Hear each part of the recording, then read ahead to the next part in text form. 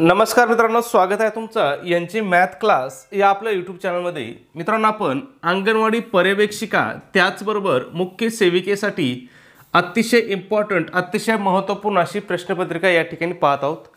आजचे जे आपण प्रश्न घेतले आहेत किंवा जी प्रश्नपत्रिका घेतली आहे तर ही काय असणार आहे, महिला आणि बालकांच्या आरोग्यावरती आधारित अतिशय महत्त्वाची अशी प्रश्नपत्रिका असणार। ठीक आहे, मग या ठिकाणी बघूया आपला पहिला प्रश्न काय विचारला बघा।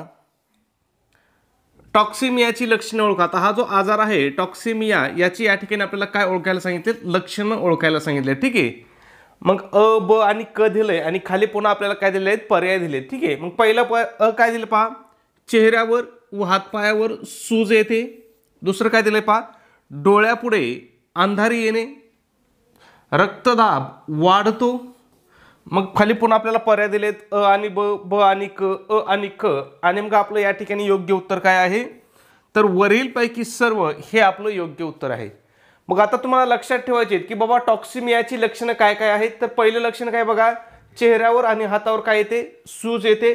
डोळ्यापुढं काय होती, डोळ्यापुढं अंधारी येते आणि रक्तदाब काय होतो, वाढतो।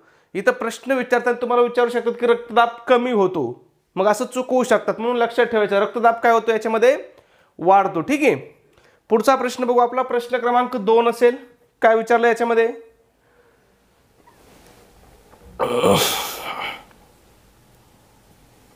ओके इथंच उत्तर आहेत। ठीक आहे, काय अडचण नाही।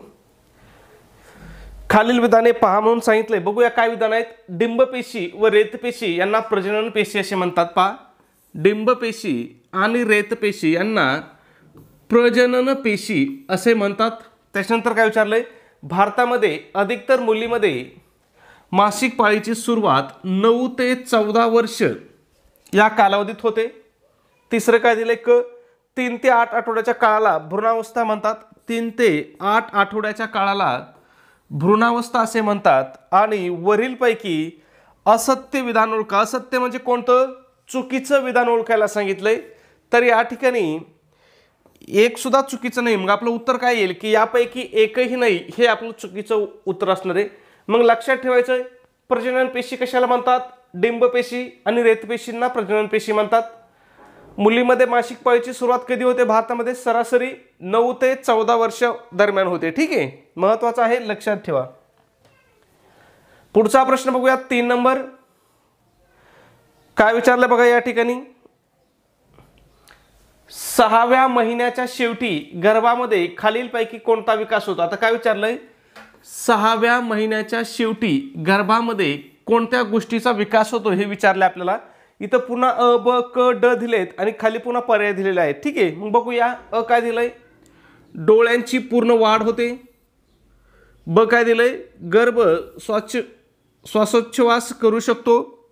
या दरम्यान जन्म झाल्यास रडण्याचा बारीक आवाज येतो व ते जगण्याची शक्यता कमी असते। सर्व अवयवांची निर्मिती झालेली असते। मग या ठिकाणी आपलं उत्तर काय असणार आहे, वरीलपैकी सर्व हे आपलं उत्तर असणार आहे। मग लक्षात ठेवायचंय, 6 महिने पूर्ण झाल्यानंतर गर्भामध्ये काय काय होतं, तर गर्भाच्या म्हणजे त्या अपत्याच्या किंवा भ्रूणाच्या डोळ्याची पूर्ण वाढ झालेली असते। ते स्वतः श्वासोच्छवास करू शकतं।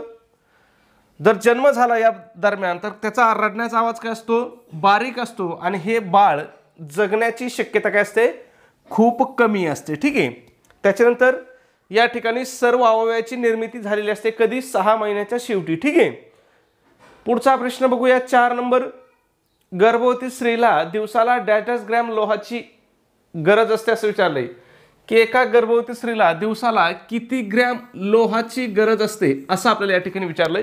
खूप महत्वाचं आहे। मग एका गर्भवती स्त्रीला किती ग्रॅम लोहाची गरज असते दररोज, तर दररोज सरासरी 35 ग्रॅम लोहाची आवश्यकता असते। ठीक आहे, पुढचा प्रश्न बघा, 5 नंबर, खूप महत्वाचा प्रश्न आहे।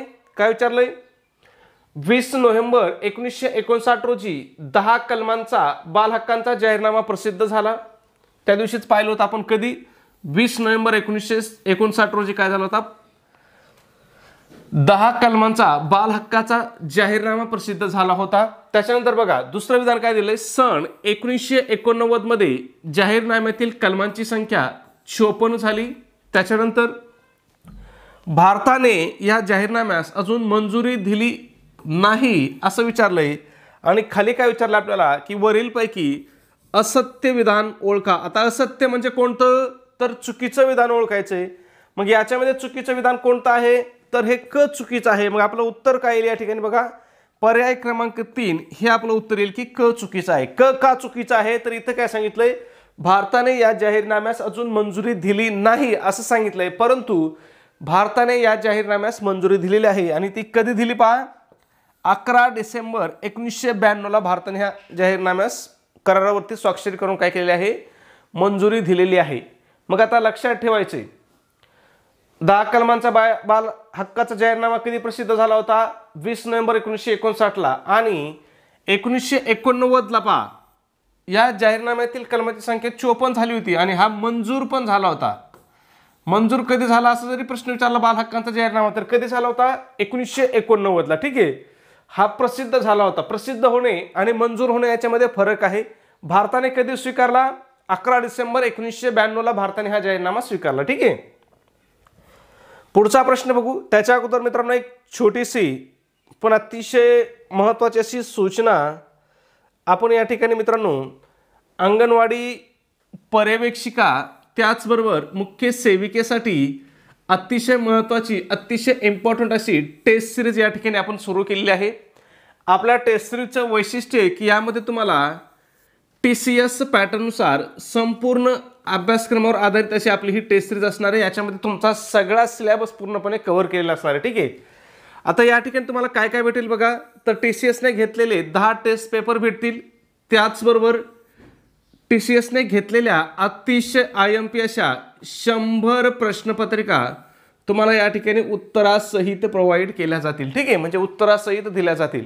पुन्हा एकदा सांगतो, 10 टेस्ट पेपर त्याचबरोबर TCSने घेतलेल्या अतिशय IMP अशा 100 प्रश्नपत्रिका उत्तरासहित दिल्या जातील. त्याचबरोबर अतिशय IMP अशा नोट्स सुद्धा तुम्हाला फ्रीमध्ये दिल्या जातील. खूप इम्पॉर्टंट अशा नोट्स तुम्हाला फ्रीमध्ये दिल्या जातील. मग यामध्ये कोणकोणत्या विषयाच्या नोट्स असतील बघा, मराठी विषयाच्या नोट्स असतील, इंग्रजी विषयाच्या नोट्स असतील, गणित विषयाच्या नोट्स असतील, बुद्धिमत्ताच्या असतील, इतिहास असेल, भूगोल असेल, राज्यशास्त्र असेल. त्याचबरोबर ICDSच्या सुद्धा अतिशय IMP अशा नोट्स तुम्हाला या ठिकाणी प्रोव्हाइड केल्या जातील. ठीक आहे, मग ह्या सगळ्यांची किंमत किती मित्रांनो, तर फक्त 250 रुपये किंमत आहे. परंतु यामध्ये सुद्धा ऑफर प्राईजनुसार जर तुम्ही आज आपली ही टेस्ट सिरीज घेतली तर तुम्हाला ही फक्त आणि फक्त काय होणार आहे, 149 रुपयाला तुम्हाला ही टेस्ट सिरीज पडणार आहे. मग हे 149 रुपये तुम्हाला कुठं पे करायचे आहेत, तर तुमच्याकडे गुगल पे असेल, फोनपे असेल, त्या ठिकाणी आपला नंबर आहे बघा 96 89 14 16 30, 96 89 14 16 30. या नंबरवरती काय करायचं आहे, 149 रुपये पे करायचे आहेत आणि त्याचा एक काय करायचा आहे, स्क्रीनशॉट काढायचा आहे आणि हा स्क्रीनशॉट मला व्हॉट्सॲपला शेअर करायचा आहे. व्हॉट्सॲपला आपला हाच नंबर आहे 96 89 14 16 30. तुमचा स्क्रीनशॉट मिळाल्याबरोबर मित्रांनो तुम्हाला संपूर्ण स्टडी मटेरियल या ठिकाणी काय केलं जाईल, प्रोव्हाइड केलं जाईल. ठीक आहे, पुढचा प्रश्न बघूया आपण. प्रश्न क्रमांक 6 आहे. काय विचारले बघा, खूप महत्त्वाचा प्रश्न आहे. याच्यामध्ये काय विचारले बघा, खालीलपैकी सत्य विधान ओळखायचे. आता काय करायचंय, खाली काही विधानं दिलेत आणि यापैकी आपल्याला सत्य विधान ओळखायचं आहे. बघूया मग विधानं काय आहेत. पहिलं विधान काय आहे, नवजात अवस्था हा एक असहायतेचा काळ आहे. बरोबर आहे, नवजात अवस्था काय आहे, असहायतेचा काळ आहे. त्याच्यानंतर शैशवावस्था हा खऱ्या अर्थाने पायाभरणीचा कालखंड असतो. हे विधान सुद्धा काय आहे, बरोबर आहे. त्याच्यानंतर शैशवावस्था हे धोकादायक वय असते, हे सुद्धा बरोबर आहे. आणि पूर्व बाल्यावस्था हे मानसशास्त्रज्ञांच्या मते टोळी पूर्व वय आहे. ठीक आहे, मग हे विधान सुद्धा काय आहे, बरोबर आहे. मग या ठिकाणी आपलं उत्तर काय येईल, वरीलपैकी सर्व बरोबर. हे पर्याय क्रमांक 1 नंबरचं आपलं उत्तर येईल. मग लक्षात ठेवायचंय, असहायतेचा काळ कोणत्या अवस्थेला म्हणतात, तर नवजात अवस्थेला म्हणतात. त्याच्यानंतर पायाभरणीचा कालखंड कोणत्या अवस्थेला म्हणतात, तर ते शैशवावस्थेला म्हणतात. धोकादायक वय कोणत्या अवस्थेला म्हणतात, तर हे सुद्धा शैशवावस्थेलाच म्हणतात. आणि टोळीपूर्व वय कोणतं असतं, पूर्व बाल्यावस्था हे काय असतं, टोळीपूर्व वय असतं. आता टोळीपूर्व वय म्हणजे काय, तर याच्या पुढच्या म्हणजे टोळीचं जे वय आहे त्याच्यामध्ये बालकं काय होतात, टोळी करून म्हणजे समूहाने खेळतात. 3-4 बालकं एकत्र येऊन काय होतात ते त्यांचे खेळ खेळतात. त्यांच्या खेळामध्येच ते काय असतात मग्न असतात. ठीक आहे, त्याला म्हणतात टोळी. पुढचा प्रश्न बघू आपण 7 नंबर. काय विचारलंय, खालील कार्य करणारी ग्रंथी कोणती असं विचारलंय. आता इथं आपल्याला काही कार्य दिलंय आणि खाली ग्रंथी दिल्यात आणि विचारलंय की बाबा हे कार्य करणारी ग्रंथी कोणती आहे असं विचारलंय. मग कार्य काय काय दिले बघूया. काय दिले पहा, शरीराच्या वाढीच्या गतीवर नियंत्रण, त्याच्यानंतर हाडांचा विकास, रक्ताभिसरण व पुनरुत्पादन संस्थेच्या कार्यावर नियंत्रण आणि स्नायूंचा विकास. मग हे कार्य कोणत्या ग्रंथीचं आहे मित्रांनो, तर हे कंठस्थ ग्रंथीचं कार्य आहे. ठीक आहे, महत्वाचं आहे, लक्षात ठेवा. शरीराच्या वाढीच्या गतीवर नियंत्रण, हाडांचा विकास, रक्ताभिसरण व पुनरुत्पादन संस्थेच्या कार्यावर नियंत्रण आणि स्नायूंचा विकास कंठस्थ ग्रंथीचं अतिशय महत्वाचं हे असं कार्य आहे. पुढचा 8 नंबर, खालील विधाने पहा. बघूया काय विधान आहेत आणि त्यानुसार आपल्याला काय करायचं या ठिकाणी उत्तर द्यायचं आहे किंवा उत्तर लिहायचं आहे. ठीक आहे, मग बघूया काय प्रश्न आहे. क जीवनसत्वाचा अभाव जास्त झाल्यास हाडांना सूज येते व हाडे दुखू लागतात. बघा, क जीवनसत्वाचा जर अभाव झाला तर काय झाला, हाडांना काय येते, सूज येते व हाडे काय होतात, दुखू लागतात. त्याच्यानंतर काय विचारलंय, रक्तवाढीसाठी लोह जीवनसत्व ब क आणि प्रथिनांची गरज असते. म्हणजे लोह वाढीसाठी लोह, त्याच्यानंतर जीवनसत्व ब क आणि प्रोटीनची गरज असते असं सांगितलंय. त्याच्यानंतर काय सांगितलंय, ब गटातील फॉलिक ॲसिडमुळे गर्भाची वाढ चांगली होते. आणि वरीलपैकी असत्य विधान म्हणजे वर जे विधानं दिलेत याच्यापैकी आपल्याला चुकीचं विधान ओळखायला सांगितलंय. मग मित्रांनो यापैकी एकही विधान चुकीचं नाही आहे. मग उत्तर येईल आपलं पर्याय क्रमांक 4. मग लक्षात ठेवायचं, क जीवनसत्वाचा जर जास्त अभाव झाला तर काय ती हाडांना सूज येते व हाडे काय होतात, दुखू लागतात. ठीक आहे, त्याच्यानंतर रक्तवाढीसाठी कशाची आवश्यकता असते बघा, सगळ्यात महत्त्वाचं रक्तवाढीसाठी कशाची आवश्यकता असते, लोहाची आवश्यकता असते. त्याच्यानंतर व्हिटॅमिन ब क आणि प्रोटीन्स म्हणजे प्रथिनांची आवश्यकता असते. त्याच्यानंतर बघा व्हिटॅमिन बी ह्या गटातील जे फॉलिक ॲसिड आहे या फॉलिक ॲसिडमुळे काय होतं तर गर्भाची वाढ चांगली होते. मग इथं प्रश्न विचारू शकतात, खालीलपैकी कशामुळे गर्भाची वाढ चांगली होते, तर कशामुळे, फॉलिक ॲसिडमुळे. ठीक आहे, बघूया पुढचा प्रश्न. प्रश्न क्रमांक 9 आहे. काय विचारले बघा, खालील विधाने पहा. पुन्हा इथं विधानं बघायला सांगितले तर मासिक पाळीचे चक्र, त्यालाच काय म्हणतो आपण ऋतुस्राव, हे साधारणपणे 25 ते 36 दिवसांचे असते. बी काय दिलंय, फक्त 10 ते 15% स्त्रियांमध्ये मासिक पाळीचे चक्र अचूक 28 दिवसांचे असते. क काय दिलंय, मासिक पाळीमधील रक्तस्रावास साधारणपणे 3 ते 7 दिवस चालतो. आणि वरीलपैकी असत्य विधान ओळखायला सांगितलं. आता असत्य म्हणजे कोणतं, चुकीचं विधान ओळखायला सांगितलंय. मग इथं सुद्धा आपलं उत्तर काय येईल, पर्याय क्रमांक 4. यापैकी एकही नाही हे आपलं उत्तर येईल. मग हे तिन्ही विधानं काय आहेत मित्रांनो, बरोबर आहेत, लक्षात ठेवायचं. ठीक आहे, मग मासिक पाळीचे चक्र किंवा त्याला आपण ऋतुचक्र म्हणतो हे किती दिवसाचं असते बघा, साधारणपणे 25 ते 36 दिवसाचं असते. आणि जर एकदम अचूक किती असतं, हे एकदम अचूक हे 28 दिवसाचं असते. जर डायरेक्ट किती दिवसाचं असतं असं विचारलं तर किती दिवसाचं असतंय, 28 दिवसाचं असते. परंतु हे फक्त किती टक्के स्त्रियांमध्ये अचूक असतंय, 10 ते 15% स्त्रियांमध्ये. ठीक आहे, त्याच्यानंतर रक्तस्राव किती, 3 ते 7 दिवस चालतो. ठीक आहे, बघूया पुढचा प्रश्न 10 नंबर. काय विचारलंय, खालील विधाने पाहायला सांगितलेत. पुन्हा अ आणि ब 2 विधानं दिलेत. भारत हा सर्वाधिक रक्त पांढरीचा, त्यालाच आपण काय म्हणतो ॲनिमिया हा देश झाला आहे. शालापूर्व गटातील 60% मुले रक्त पांढरीग्रस्त आहेत. मग या ठिकाणी उत्तर काय येईल आपलं, अ आणि ब दोन्ही बरोबर हे आपलं उत्तर आहे मित्रांनो. मग लक्षात ठेवायचं, भारतामध्ये काय आहेत, सर्वाधिक ॲनिमियाचे रुग्ण असल्यामुळे ॲनिमियाचा देश झाला आहे. ठीक आहे, त्याच्यानंतर शालापूर्व गटातील जवळपास सरासरी 60% मुलं काय असतात, ॲनिमियाने ग्रस्त असतात. ठीक आहे, पुढचा प्रश्न 11 नंबर. प्रश्न पाहण्या अगोदर मित्रांनो, जर तुम्ही अजून आपल्या चॅनलला सबस्क्राईब केलं नसेल तर लगेच सबस्क्राईब करा आणि व्हिडिओ आवडला असेल तर प्लीज व्हिडिओ एक लाईक करत चला, ठीक आहे. सबस्क्राईब आणि लाईक दोन्ही गोष्टी काय आहेत, मोफत आहेत, ठीक आहे. पुढचा प्रश्न बघूया काय विचारले बघा.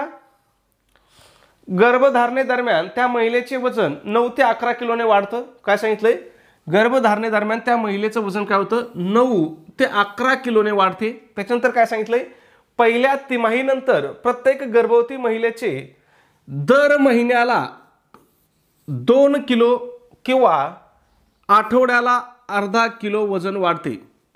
मग यापैकी कोणतं बरोबर आहेत हे आपल्याला ओळखायचे किंवा कोणते चूक आहेत, तर उत्तर काय आपलं अ आणि ब दोन्ही बरोबर आहेत.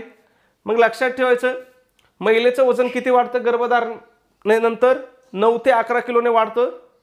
पहिल्या तिमाहीनंतर म्हणजे 3 महिन्याच्या नंतर सरासरी दर महिन्याला काय होतं, 2 किलो वाढतं किंवा दर आठवड्याला काय होतं, अर्धा किलो वाढतं, ठीक आहे. पुढचा प्रश्न 12 नंबर. गरोदर मातेस डॅश डॅश जीवनसत्वाच्या अभावामुळे रात आंधळेपणा येऊ शकतो. मग तुम्हाला माहिती आहे रात आंधळेपणा कोणत्या व्हिटॅमिनच्या कमतरतेमुळे येतो, तर व्हिटॅमिन अ च्या कमतरतेमुळे रात आंधळेपणा येतो, ठीक आहे. महत्त्वाचं आहे, लक्षात ठेवायचं. पुढचा प्रश्न 13 नंबर. खालील विधाने पहा. आता इथं पुन्हा काय दिलेत, आपल्याला काही विधानं बघायला दिलेत आणि या विधानांवरून आपल्याला योग्य उत्तर कोणतं हे शोधायचे, ठीक आहे. मग पहिलं विधान बघूया. भारतातील माता मृत्यूपैकी 50% मृत्यू हे प्रसूती पश्चात काळात होतात.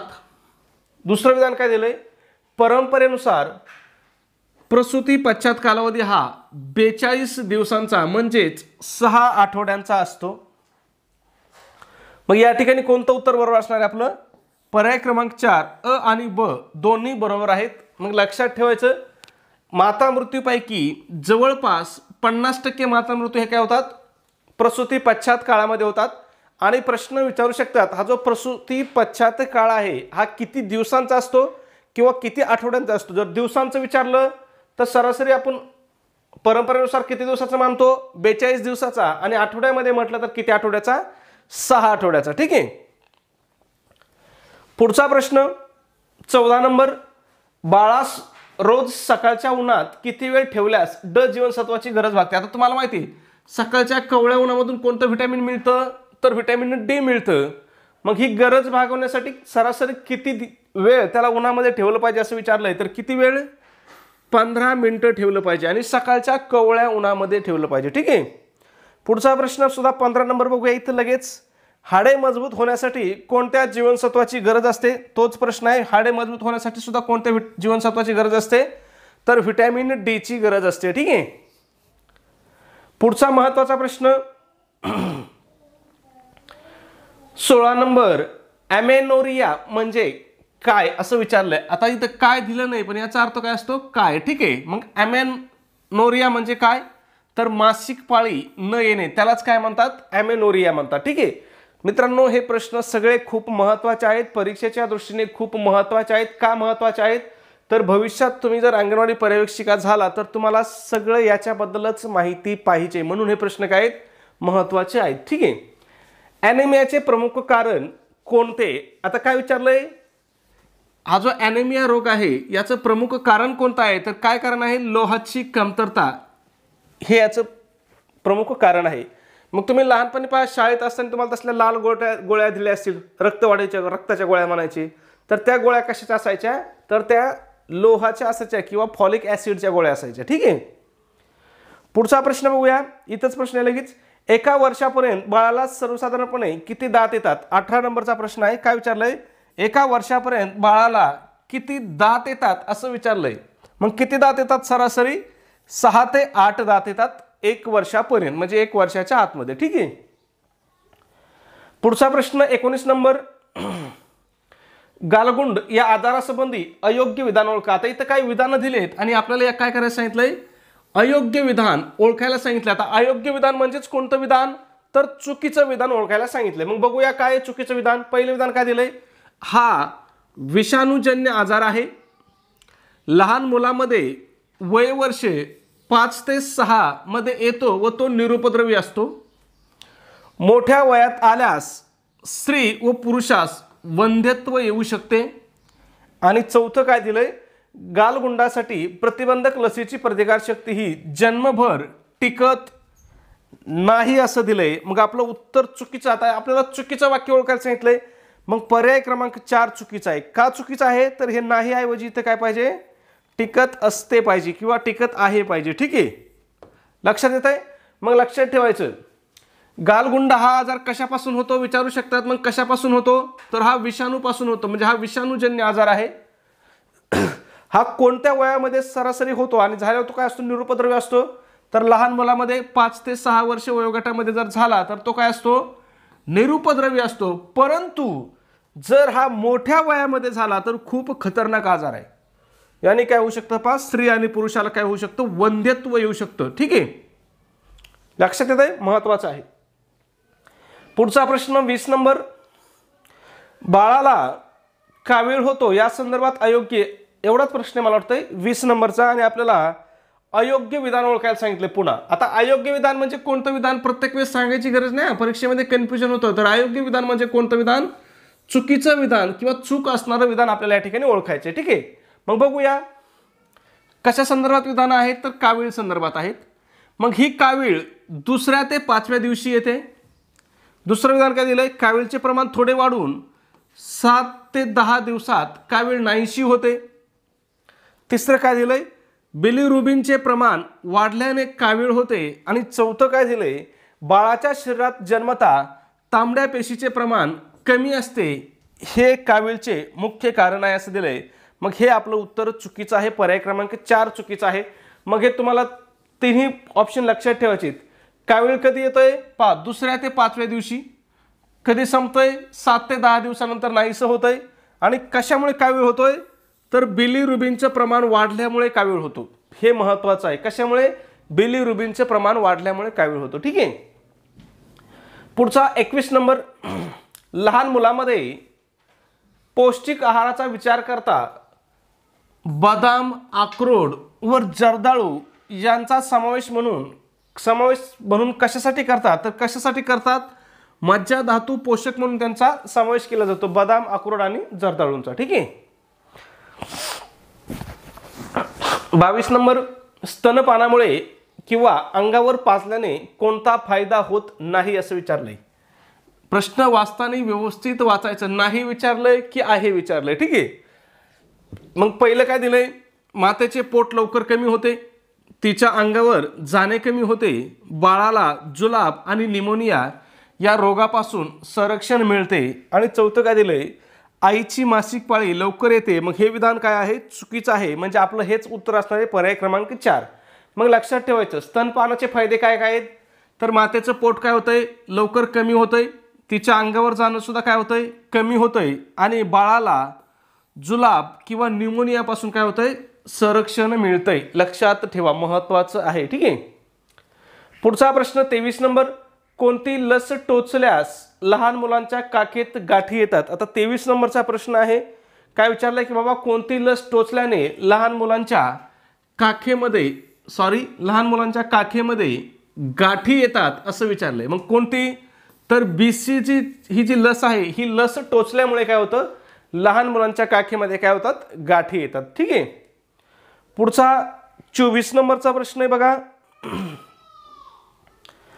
काय सांगितलंय, अयोग्य विधान ओळखायला सांगितलंय। आता अयोग्य विधान म्हणजे पुन्हा कोणतं विधान, चुकीचं विधान। बघूया, मग ही लस जन्मानंतर लगेच देतात, कोणती लस, पोलिओ लसी संदर्भात विधान आहे, लक्षात ठेवा। या लसीचा रंग लाल असतो, पहिला डोस दिल्यानंतर ही लस त्रिगुणी लसीबरोबर देतात। चौथं काय दिलंय, ही लस देण्याच्या आधी व नंतर अर्धा तास बाळाला गरम पाणी किंवा दूध पाजावे, हे विधान चुकीचं आहे। मग लक्षात ठेवायचं, पोलिओ लस कधी देतात, जन्मानंतर लगेच देतात, रंग कसा असतो तिचा लाल असतो, आणि पहिला डोस दिल्यानंतर ही लस परत कधी देतात तर त्रिगुणी लसी सोबत देतात। ठीक आहे, महत्वाचं आहे। पुढचा आणि आपला शेवटचा 25 नंबर प्रश्न, हाडे मजबूत होण्यासाठी कोणत्या जीवनसत्वाची गरज असते। या प्रश्नाचं उत्तर काय करायचं मित्रांनो तुम्हाला कमेंटमध्ये सांगायचं आहे। त्याचबरोबर तुम्ही जर चॅनलला सबस्क्राईब केलं नसेल तर लगेच सबस्क्राईब करा, व्हिडिओ आवडला असेल तर प्लीज व्हिडिओला एक लाईक करा आणि आपला व्हिडिओ कसा वाटतो हे सुद्धा कमेंटमध्ये नक्की सांगत चला. ओके, धन्यवाद मित्रांनो.